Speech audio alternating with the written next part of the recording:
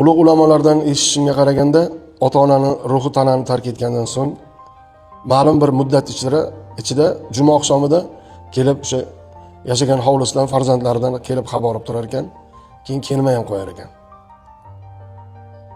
Ota-onani ruhi tanani tark etgandan so'ng, umuman ruh tanani tark etgandan so'ng bu dunyoda ruhlar olami bo'lar ekan, barzax dunyosi deyilar ekan, ruhlar olami.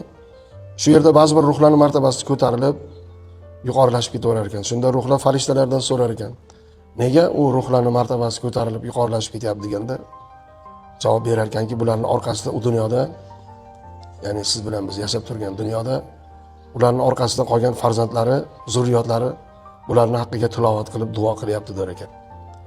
Ba'zi birlarimiz ota-onamiz hayotligida, tirikligida yaxshilik qila olmadik, xizmatini qila olmadik deb afsus chekamiz. Lekin ota-ona o'tib ketgandan keyin ham ularga yaxshilik qilsa bo'ladi. Ya'ni ularni orqasidan tilovat va duo qilish kerak. Men bu gapim bilan sizlarga aql o'rgatishdan yoki men shunaqa qilyapman degan fikrdan yiroqdaman-u. Lekin siz oxirgi marta qachon bu dunyodan o'tib ketgan ota-onangiz haqqiga tilovat qilib, ularning haqqiga duo qildingiz? Ularni tez-tez eslab turing.